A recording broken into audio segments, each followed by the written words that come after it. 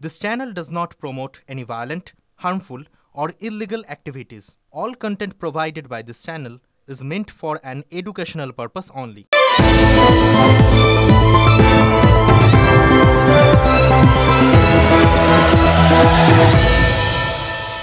আশ্বিন আসতে দেরি আছে, এখন সবে আষাঢ়।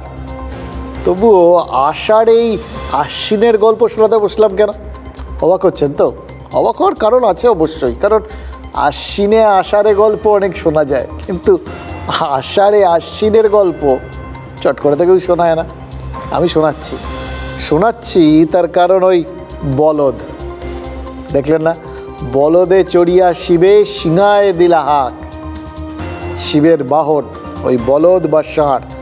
ডিকশনারি খুলে দেখুন, দেখবেন বাহন শব্দের মানে লেখা আছে সেইটা যা বহন করে, সেটা যা নিয়ে যায়। এবার একটা প্রশ্ন আছে, দেবদেবীরা তারা তো এমনিতেই অসীম শক্তির অধিকারী, তাহলে তাদের যাতায়াতের জন্য আবার আলাদা করে বাহনের প্রয়োজন কি? এটা কিন্তু ছোটোবেলার থেকে এই প্রশ্নটা আমাকে তাড়িয়ে বেড়ায়, জানেন তো। তারা তো নিজেদের ইচ্ছে মতো যেখানে খুশি ওই সূক্ষ্ম শরীরে থাপ করে এপাশ থেকে অদৃশ্য হলেন, ওখানে গিয়ে প্রকট হলেন, এমনি যাতায়াত করতে পারেন। তাহলে তাদের চলাচলের জন্য কোনো বাহনের প্রয়োজন কেন? দেখুন, সিংহ দেবী দুর্গার বাহন।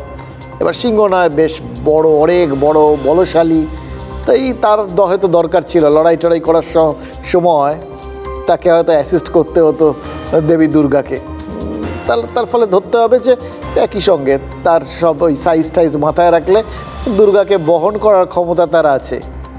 কিন্তু ভাবুন তো, ময়ূরের কি কার্তিককে বহন করার ক্ষমতা থাকতে পারে? নাকি ইঁদুরের পক্ষে গণেশকে বয়ে নিয়ে যাওয়া সম্ভব? তাহলে ময়ূর আর ইঁদুরকে কার্তিক বা গণেশের বাহন বলছি কেন? বলছি তার কারণ আছে। পদ্মপুরাণ বলছে সিংহ হলো দুর্গার তেজ, ক্রোধ আর হিংস্রতার প্রতীক। তার মানে দেবদেবীদের বাহনের অর্থ শুধু ওই অভিধানে খুঁজলে চলবে না, একদম অক্ষরে অক্ষরে মিলিয়ে দেখতে যাবেন না। আসলে তাদের অন্য মানে আছে, তাদের ওই দেবদেবীর ক্যারেক্টারের সঙ্গে মিলিয়ে দেখতে হবে। দেখুন, আমাদের মানে সাধারণ মানুষের ক্ষেত্রে ব্যাপারটা একটু অন্যরকম। আমাদের বাহন ঠাহন অধিকাংশ সময় 11 নম্বর, মানে দুপা আর কি। কিন্তু সেটা বাদ দিলেও আমরা আমাদের কথাটা ছাড়ি, এই দেবদেবীদের কথা হচ্ছে তো, তাদের কথা বলাটাই ভালো। দেবদেবী মানে আমাদের সাধারণ মানুষের জন্য ঈশ্বর কারা? আপনিও জানেন, আমিও জানি, আমাদের নেতারা। এবার এই যুক্তিটা মানলে বলুন তো, নেতাদের বাহন কি? তাদের বাহন থাকা তার মানে কোনো অন্যায় নেই, কিন্তু বাহনটা কোন চরিত্র বহন করছে? দেখুন, এমনিতে নেতাদের বাহনে বিশেষ বৈচিত্র্য নেই, জানেন তো। আমি দেখেছি কাউন্সিলর, এমএলএ, এমপি, মানে জনপ্রতিনিধি হোক বা একদমই নর্মাল স্তরের নেতা, মানে যাদের ওই গাড়ির সামনে অনেকগুলো ব্যাজ দেখে বোঝা যায় নেতা, এদের প্রত্যেকেরই বাহন কিন্তু দেখবেন ওই এসইউভি ধরনের গাড়ি, মানে ধরুন এই বোলেরো, স্করপিও, এই ধরনের সব গাড়ি। এটাই সবার আছে মোটামুটি, এটাই তাদের একটা স্ট্যাটাস সিম্বল বলে তারা মনে করে। সবাই কি মনে করে? ধরুন কোনো নেতা যদি খুব দাপুটে হন, তিনি সেটা কিভাবে বোঝাবেন? তারও উপায় আছে। দেখুন, যদি দেখেন কোনো নেতার বাহন ওই পেলোডার বা বুলডোজার, তাহলে একদম চোখ বন্ধ করে বুঝে যাবেন ওই নেতার ভীষণ দাপট। বিশ্বাস হচ্ছে না তো? ওই কামারহাটি পুরসভার 24 নম্বর ওয়ার্ডের কাউন্সিলর বিমল সাহাকে দেখুন, তিনি গেছিলেন জবরদখল উচ্ছেদ করতে। কিসে চেপে গেছিলেন? কেন? ওই বুলডোজার। আর তারপর যেটা হলো সেটা আর বলার দরকার নেই, আপনারা দেখে নিন না, ভাইরাল হয়ে গেছে।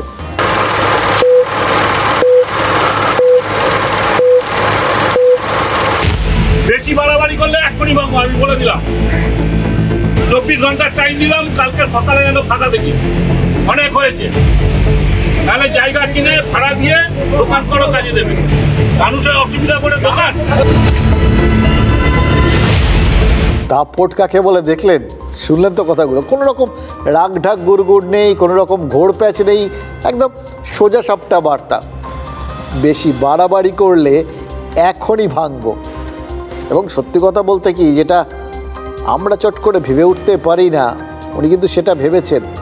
আমরা সচরাচর এই ফুটপাতে যারা দোকান টোকান করে থাকেন তাদের সম্পর্কে কী ভাবি? হয়তো বিরক্তি লাগে, রাস্তা বন্ধ করে আছে, হাঁটা চলা যায় না, ঠিক অসুবিধে হচ্ছে, কিন্তু এরাই বা করবে কি? এদেরও তো বাড়িঘর দর আছে, ক পয়সাই বা আয় হয় ওখান থেকে।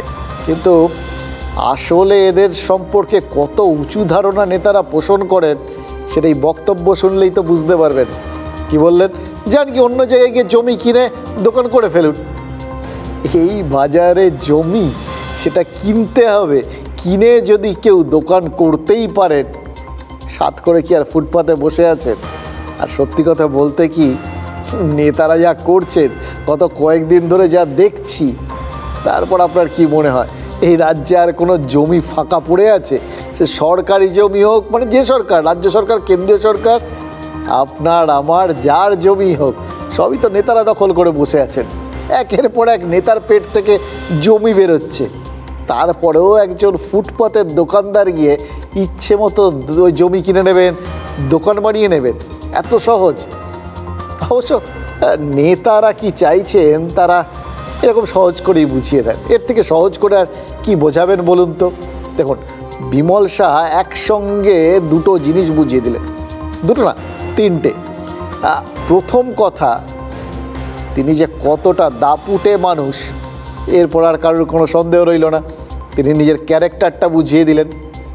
এবার দাপটটা কাদের ওপর?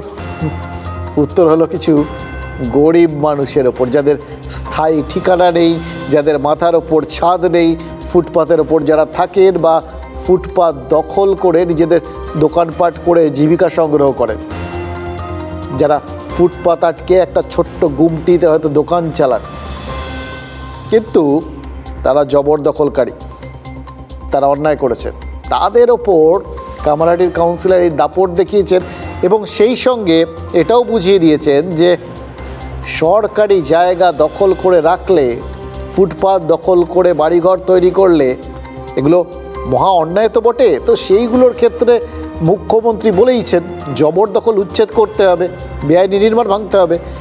সুতরাং তিনি অক্ষরে অক্ষরে মেনে চলছেন মুখ্যমন্ত্রীর কথা। তার মতো এরকম মুখ্যমন্ত্রীর আদর্শ ছাত্র দেখা যায় না। এই সমস্ত জবরদখলকারীর বাড়িঘর ভেঙে দেওয়ার কথা যে একজন কাউন্সিলর এখন বলছেন, এতে তো কোনো অন্যায় নেই, এটাই তো তিনি করছেন, সেটাই বলছেন যেটা তাদের করতে বলা হচ্ছে। শুধু যে দাপটের সঙ্গে উঠে যেতে বলেছেন তা তো নয়, তার মধ্যে একটা মহানুভবতাও আছে ওই বিমল শাহর মধ্যে, সেটাও বুঝিয়ে দিয়েছেন। মনে হচ্ছে না মানুষটার বাইরেটা যতই শক্ত হোক, মনটা বড্ড নরম, একদম তুলতুল করছে। নাহলে কেন এই উঠে যাওয়ার জন্য 24 ঘন্টা সময় দেবেন বলুন তো? শুনলেন তো, 24 ঘন্টা সময় দিচ্ছি। বুলডোজার চড়ে এসছেন, যে কোনো সময় ভেঙে দিতে পারলেন, বললেন তো যে ইচ্ছে করলে তিনি এক্ষুনি ভেঙে দিতে পারেন, কিন্তু দেন 24 ঘন্টা সময় দিয়েছেন। নরম মনের মানুষ না হলে এটা করেন? এবার তারপর কি করবেন, মানে এই বুলডোজারে চড়ে কি করবেন, সেটা যেমন পরিষ্কার বলেছেন, তেমনই ওই বাহন বুলডোজারে চড়ে চলে যাওয়ার আগে উঠে যাওয়ার জন্য সময় দিয়ে যাচ্ছেন। দেখুন, যারা ফুটপাত দখল করে রয়েছেন তাদের কিন্তু সত্যিই প্রতিবাদ করার জায়গা নেই, তাদের হয়ে প্রতিবাদ করারও খুব একটা জায়গা নেই। সত্যিই তো ওরা ফুটপাত দখল করে আছেন, জবরদখলকারী, অন্যায় করেছেন। কিন্তু এই সমস্ত গরিব মানুষগুলো এবং বাকি যারা সাধারণ, তাদের সবার হয়ে কয়েকটা প্রশ্ন করার আছে। আবার বলছি, এই যে গরিব মানুষগুলোকে তুলে দেওয়া হচ্ছে, এটা হওয়াটাই তো কাম্য। যে জায়গায় যেরকম হওয়া উচিত তাই বলা হচ্ছে, তাই করা হচ্ছে। ফুটপাত মানুষের চলাচল করার জন্য, সেই জায়গা দখল করে থাকবেন কেউ, এটা তো মানা যায় না। এবার এদের যদি উচ্ছেদ করা কাম্য হয়, তাহলে জয়ন্ত সিং যেরকম প্রাসাদ বানিয়ে ফেলেছে, তার বাড়িতে বুলডোজার কবে পৌঁছবে? এই প্রশ্নটারও কিন্তু উত্তরটা জানা দরকার, তাই না? নাহলে কি করে বলুন তো সুবিচার হবে? কি করে বলবো যে এক যাত্রায় পৃথক ফল হচ্ছে না? আর জয়ন্তকে নিয়ে তার ক্লাবে গেছিল পুলিশ, তাকে সেই পুরোনো ফিলটা দেওয়ার জন্য। বেশ কয়েকদিন ধরে ওই থানায় রয়েছে, তো ওখানটায় ঠিক তার নর্মাল যে অ্যাক্টিভিটিসগুলো সেটা নিশ্চয়ই করতে পারছে না। কিন্তু ওই ক্লাবে গিয়ে নিশ্চয়ই সে একটা নস্টালজিয়ায় ভুগছিল, জানেন তো। ওখানে সেই চোখের সামনে সেই ছবিগুলো দেখতে পাচ্ছিল, হয়তো চ্যাংদোলা করে একজনকে ধরে পেটানোর যে ভিডিওটা ভাইরাল হয়েছিল সেটা নিশ্চয়ই সে চোখের সামনে দেখতে পাচ্ছিল। এবং যদি তার বাই এনি চান্স কোথাও গিয়ে ফিলিংটা একটু ফাঁক থেকে থাকে, সেটাও কিন্তু মানে কোথাও গিয়ে কমপ্লিট হয়ে গেছে। তার কারণ ওই দৃশ্যটার পুনর্নির্মাণ হয়েছে, পেটানোর দৃশ্যটা। আর তারপর তালতলার ওই ক্লাবটায় তালা পড়ে গেছে। আচ্ছা, তালতলা ক্লাবে তো পুলিশ পৌঁছে গেল, তালাও পড়ে গেল। জয়ন্তর এই নতুন বাড়িতে প্রশাসন কবে পৌঁছবে বলুন তো? বেশি বাড়াবাড়ি করলে এক্ষুনি ভাঙবো, আমি বলে দিলাম। 24 ঘন্টার টাইম দিলাম, কালকে সকালে যেন ফাঁকা দেখি। বাপরে বাপ, কি দাপট! দাপট, প্রতাপ, প্রভাব নামে কি আসে যায়? জনপ্রতিনিধিরা অবশেষে পথে নেমেছেন, দাপট দেখাতে দাবাং হচ্ছেন। প্রশ্ন হলো, এমন দাপট কি আচমকা? পিছিয়ে যেতে হবে মাত্র দিন 18 আগে। আমি টাকা তোলার মাস্টার চাইছি না, আমি জনসেবক চাইছি। যারা পারবেন তারা করবেন, আগামী দিন তারাই টিকিট পাবেন। আর যারা করবেন না, I will throw them out. Throw them out, দখলদারির উচ্ছেদ, সঙ্গে উচ্ছেদের আওতায় সম্ভবত জনপ্রতিনিধিরাও। মুখ্যমন্ত্রী বলেছেন, কাউন্সিলরদের একাংশের কারণে সরকারের মুখ পুড়ছে, আর সেই মুখ রক্ষায় এবং সম্ভবত নিজের কুর্সি রক্ষায় মাঠে নামছেন বিমল সাহারা।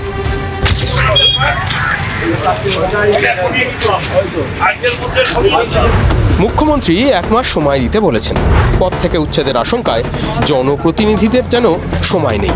স্থান, কাল, পাত্রে নেতাদের বয়ান বদলাচ্ছে সুরগুলো।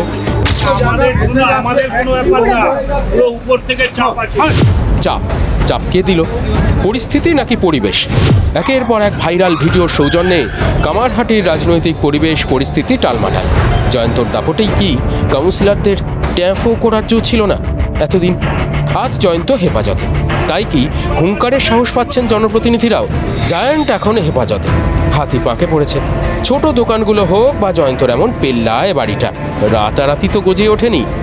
কামারহাটি বিধানসভার মধ্যে সীমাবদ্ধ নেই, একদম ডাইরেক্ট মুখ্যমন্ত্রীর কাছে চলে গেছে। যেহেতু ওখানে আমাদের কাউন্সিলর নেই, মারা গেছেন তিনি, 1 বছর আগেই তিনি মারা গেছেন, যার জন্য এই ইনফরমেশনটা আমাদের কাছে আসেনি।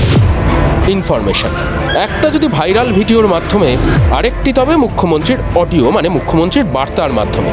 তাই পরিবর্তন ঐতিহাসিক না হলেও আপাতত তড়িঘড়ি পরিবর্তনেই পথ খুঁজছেন নেতারা। দাবাং নেতারা, দাপুটে নেতারা। যদি কোনো কিছু যদি না থাকে তার পেপার, যে বাড়িটা করেছে, এবং মনে হচ্ছে আগামী 7 থেকে 10 দিনের মধ্যে ভেঙে দেওয়া হবে।